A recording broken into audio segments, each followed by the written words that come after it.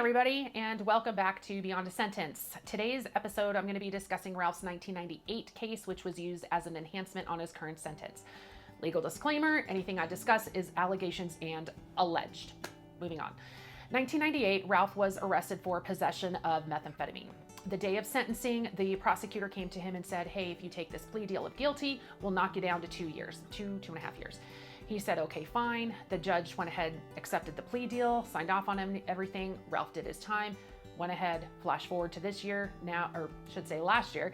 Now he's obviously having that one used as an enhancement on his current sentence. Last year, he and I were discussing how we can attack the habitual offender enhancement. First step was to look at the cases that were used in the enhancement. So I got a copy of his 1998 case, and on reviewing it, I realized that his charge, although he told me his charge was for possession of methamphetamine, the charge that was in the file was actually possession of diazepam. And when I talked to him about it and did further digging, what we discovered happened is that the day that the prosecutor came to him for sentencing, the prosecutor went ahead and added count 2 for diazepam and removed count 1 of meth, which is absolutely normal. Prosecutors will do that. The issue is that when he added this count 2 of diazepam and dropped count 1, count 2 was never properly sworn before the court, meaning there was no court representative that went in there and notarized it and signed it and said, yes, for sure, the judge has jurisdiction over this particular case to be able to go ahead and rule on it and accept a plea deal. Because jurisdiction was never established and the judge went ahead and accepted the plea deal anyway on this particular unsworn charge, it voided everything. It voids the entire charge. So that is our game plan as far as when we realized that, what we filed. So we filed a 35C in December. The reason we did it as a 35C is because a 35C, when it comes to jurisdictional issues, does not have a time bar.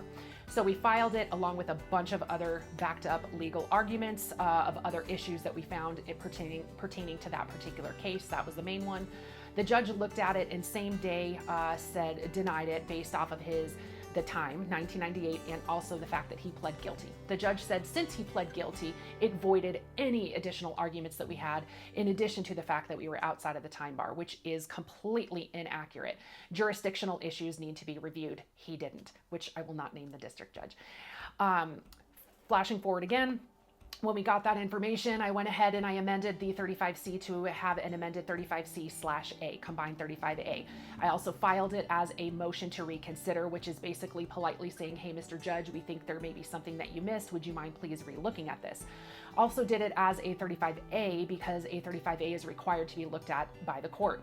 Same day, again, same judge, denied it, rubber stamp, just we're done. Didn't review anything, didn't comment on anything having to do with the arguments, just said, motion to reconsider, here's my reconsider, no. So right now we filed it with the Court of Appeals to have the Court of Appeals look at it because we have it in black and white. This is a straight out jurisdictional violation. He is required to get relief. There are tons of case laws. I won't leave it. Again, trying to keep things short. So it's in the Court of Appeals right now. We are looking at probably 3 to 6 months before we get any kind of answer from the Court of Appeals. The entire goal is to get this particular charge voided out because if they do that, it can no longer be used in the enhancement, which would automatically get him resentenced down to 24 years and immediately eligible for parole. Yay, that's the goal. So that's where we're at right now. And that is his, like I said, that is his 1998 case and what we're doing with that. So that's where we're at. If you have any questions, if you have any questions, leave them in the comment section. Anything I can actually talk about and answer within legal realm, I will go ahead and do.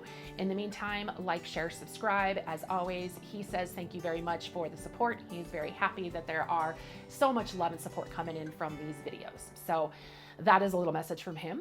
And message from me is the next videos I do will be regarding his interstate corrections compact situation. So stay tuned because that's where we go into these civil rights violations. So in the meantime, hope everybody has a fantastic day and we'll catch you on the flip side.